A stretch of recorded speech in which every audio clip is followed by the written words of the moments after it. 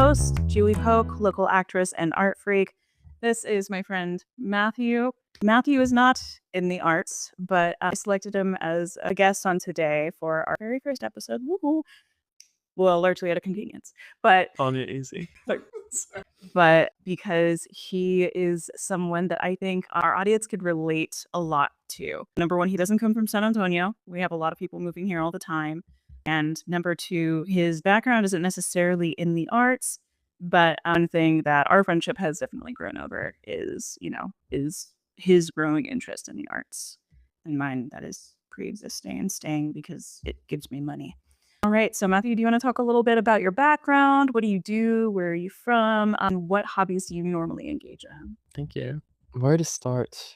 I'm a pretty normal guy, I think. Very generic for the most part. It's always the least generic people that are like, I think I'm pretty normal and generic, actually. But I had a pretty wide array of experiences as a kid. I lived in a bunch of different places in Europe as well as in like the suburbs of DC.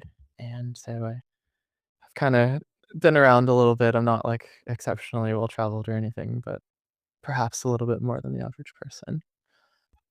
My life background basically consists of graduating high school, being a little bit of a aimless community college student, dropping out, then joining the military. In the military, I had a bit of a different experience than most because I was able to get a software development job, like, in the military, and I was able to roll that over into, like, a actual real job doing software development after I left the military. What else is there? That's pretty much yeah, that's basically my life. And you're in the military. What branch? Air Force. What brought you to San Antonio, and what were your sort of first impressions living here? You've been here like 5 years now? I think just over 5 years. It was the military that brought me here, like, I think is a story for many. Whenever I meet people who've lived here forever, I always wonder, like, how and why. If I don't know, if, like, some external source, like the military, didn't send you here, like, how did you end up here? Let me answer that question. This is your first episode with me too. My mother was from Utah and came down here because her sister happened to live here, her much older sister. And then my father decided to stick around. My father was born and raised here. His parents were from Alabama. Yes, that's why I'm here. And I haven't left yet because I'm not going to say I'm poor. We're not manifesting that. But I am perhaps not the wealthiest. Also, I love my city, which is why I decided to focus on it for my podcast. That's why I'm here. You're in your struggling artist era. There's no struggle about it, okay? No, I'm in my thriving artist. Thriving, yes. So what hobbies do you currently engage in? Like, what's your, I guess, like hobby history like? My hobby history. Mhm. Okay.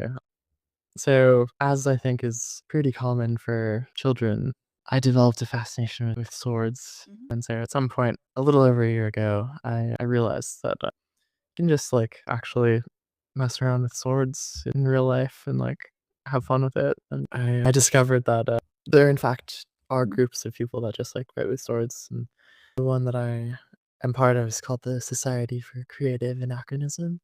And they basically just LARP and fight with swords. And it's amazingly fun. I would highly recommend it to anyone who's even a little bit curious about blades or like just feeling cool or like history.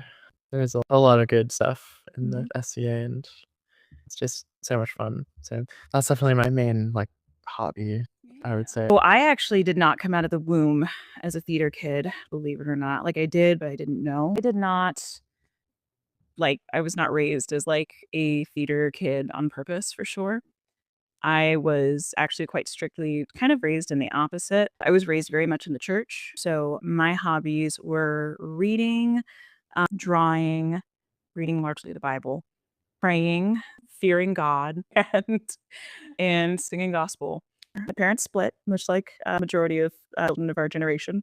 And my mother, she burned a CD of the Big River Broadway soundtrack. Big River is the Huckleberry Finn musical. I was obsessed. And then a little bit later, there was a church mother. Well, she had tickets with her husband to Majestic for Les Miserables. And my mom, she told her how enamored I was with things like the Broadway cast recording of Big River. And she said that she had thought I would really enjoy it and get something out of that experience. So she sent me out with Mother Morris, and the lights come down, and then the orchestra starts playing, and I felt like I was in another dimension. Say Obsessed describes Big River. Les Miserables was my personality for a solid amount of months. The high drama of something like Les Miserables, like, just gripped my brain. I was still too shy to audition for a long time, though. Despite the perfect pitch. I really was. I knew I could sing, but even then, I'm friendly, but I'm self-conscious. It was just like acting was another story. I thought that you had to have a sort of je ne sais quoi to be an actor, you know? And I guess I was kind of right. But I thought like the only actors that were actors were like it girls. You know what I mean? So I didn't for a while. And then in high school, I was like, this is it. I was like, it's going to happen. I'm going to make this happen. This is going to be my story. But then when I had to fill out my audition sheet, I kind of self-sabotaged. As I was filling it out, it was asking me if I had any obligations, as you do. And I wrote down my entire chore chart for the house and said that I had to do these things. And I did not get called back. I did not get cast. I guess whatever I've considered the question of how does one do this while maintaining a normal life, I've always sort of like, The answer is you don't. yeah, and that's not a particularly satisfying answer. Yeah, you kind of like pick up the mess after. That's why it's seasonal, you know? So yeah, that's how I failed. And then I started to gain some semblance of confidence. I did more performing outside of church. I got more experience in performing, and I made some friends that happened to be in theater. And they all introduced me, and they all were bugging me about auditioning. We were doing The Little Mermaid, was like my favorite Disney movie of all time. What I was cast as was a Mersister, and that was so much fun. Such a good time. I was one of Ariel's 6 sisters. I was Alana in high school, and I got bit by the bug. I was told pretty often that I should consider going professional as an adult. I considered getting a BFA in acting. I told myself it was not realistic. Yeah. So I did think that I was never going to act again, truly. And years passed. I went through some really rough mental health stuff. Back at my absolute lowest point, truly. Not to get too real, but I was not enjoying my life at all. And I was having some extraordinarily dark thoughts. I was hospitalized twice within 1 year. And at one point, it was just so bad. And the only thing that was going to get me out of it was to make the choice that I was getting out and that it was not justifiable for me to be there. And so I tried to think to things that I thought would make me enjoy my life more. I'd worked so hard to try and be practical and moralistic in my life choices. So things like theater and acting, it felt frivolous. I'd always thought about auditioning at the Woodlawn. That seemed to be where all of the cool kids in my high school went to go audition. All the really talented actors in my high school, I had a summer gig at the Woodlawn, right? I thought, well, what's the Woodlawn doing? So I looked on their website, and lo and behold, 2 things. Number 1, they were doing The Little Mermaid. Number 2, Color Purple. So I auditioned, and right out of the gate, I mean, I would have just been happy to have been included as an ensemble member in either of those, but I was cast as a different Mersister this time, Andrina, the understudy for Sebastian. I did get to go on the last week of the show, and I was cast in The Color Purple as Squeak. Everything about that year was just like felt like I'd finally made the right choice. I had moved in the right direction. I found my new home. I found my people, because everyone in that community is just fantastic and so much fun. I came to the realization that if you decide that you are going to move forward, you literally have no choice but to do that.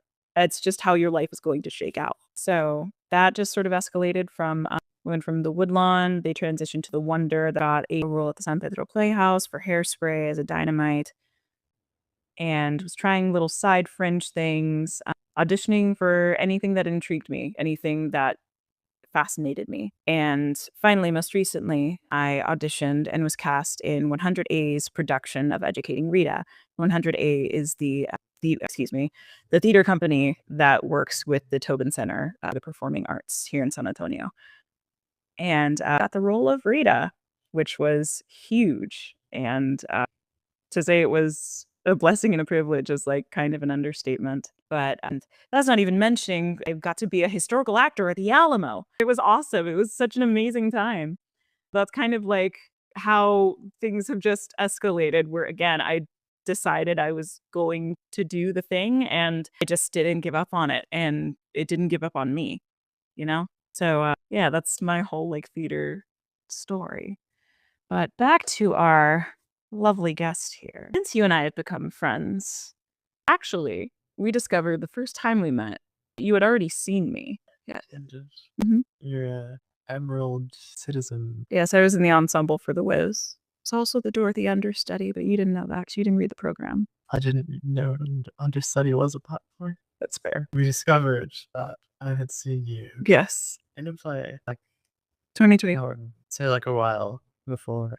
Mhm. It was really good. It was, like, actually, I think I believe my first time ever in San Antonio going to a show. Thanks.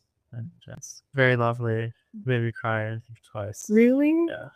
I'm glad you enjoyed it so much. It was great. It's a good story. No, I'm glad that you enjoyed it though. Seriously. It was very special. So yeah, we discovered that, and what was the first thing I invited you to? Was it The Sound of Music? Yes. Yes. You had talked a little bit about My Fair Lady.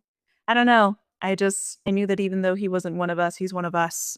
So I forced him, actually, I dragged him to go see The Sound of Music when it was playing at the Wonder Theater to go see all of my very talented friends. He seemed to enjoy it.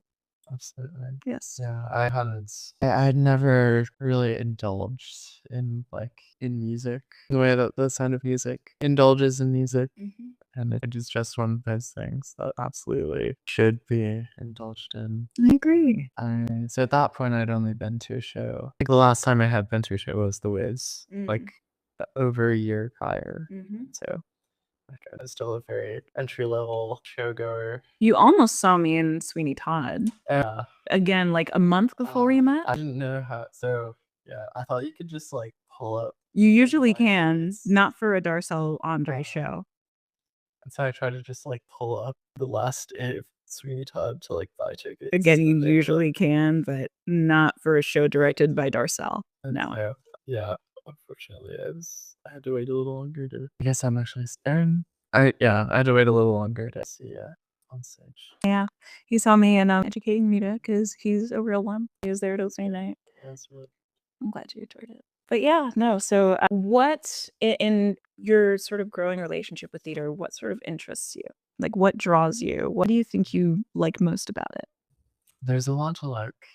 So many different shows kind of have the different things that get me. Generally, I'm just looking for an opportunity to feel like a person or maybe have my human experience validated a little bit. Like, you feel like you're more in touch with your emotions? I don't know, so like, so for your human experiences are truly and unique, almost any problem that you've had or almost anything that's made you cry or feel deeply. Somebody has felt that, and maybe they've even made a piece of art about it. And like, probably one of the most direct ways to experience that rather than like looking at a painting and being like, that's deep. Is to actually like see a story unfold. Because like we kind of think in stories, commonplace stories and narrative is the best way to get anybody to remember something or care about something or experience something. And so, of course, all of these shows, all these stories, they're good enough for people to hold on to them and to keep doing them. And so I think for the most part, they've all got something very special, very human.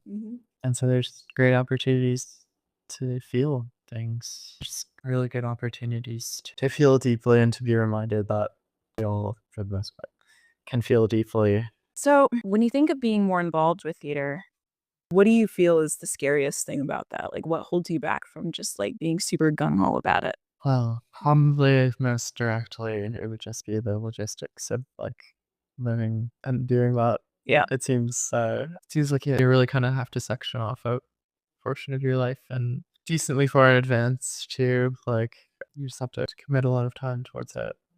Always been pretty that always been very bad, but It makes you good at it, though, I will say. Because there's people counting on you.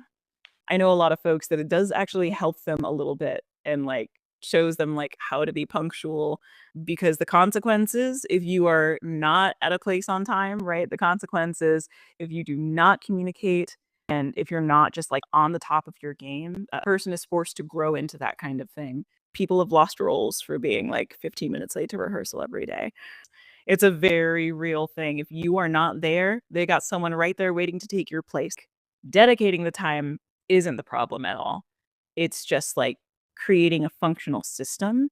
is the typical rehearsal schedule like So it depends on where you are, right? My home theater at the Wonder, typically they do Sunday rehearsals from 6 p.m. to 9 p.m. and then Monday through Thursday from 7 p.m. to 10 p.m. So it's like 3 hours a day, like 5 days a week. It's pretty manageable, all things considered. Yeah.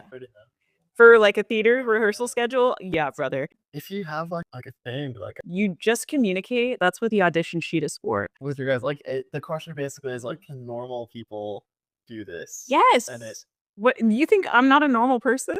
seems like the answer is no. You see how we dodge that. Like everyone has to answer is yes, and they cite certain examples. Those examples are not. There's a lot of normal people that could get theater kids. So like, oh, do you not think you're an exceptional person? In some ways, You are an exceptional. not in others. But the great thing about theater in general too is like it does have so much rolled into it. You do get paid to work out in many instances. You learn like there's so much that keeps you like young and healthy, truly, when it comes to tapping in internally for the craft. And then finally, it's got a huge social aspect. You do get friends out of it. I've made a lot of connections from that. How well does it? Depends. Depends on where you go. I'm not gonna spill the tea about everybody, but I will say there are some places that pay better than others. Really helps to be close with folks that have worked in multiple places so that you can ask them specifically. I know the Wonder's very open. I don't know if they've updated it since last I checked. Their volunteers get a $100 stipend. And I will say, don't expect to make a fortune as an artist. There's a reason I have to have a full-time job. Just there's so many talented people and only so many opportunities to go around. And other people should be seen, is the thing. Other people should get their chance to get a paycheck, be out in the spotlight. So, like, also keep that in mind if you want to get started. If you want to build a career, you need to make sure that you're going where careers are abundant and abound. And even then, you hear far fewer success stories and we might otherwise, you know? So a little birdie told me, this little birdie's name is Matthew, told me that you are interested in auditioning for something sometime soon. The thought of auditioning sometime, like within the near future, what is most exciting and most scary for you? Well, it seems like a very high upside opportunity. Seems like something you could do that could potentially drastically increase the quality of your life.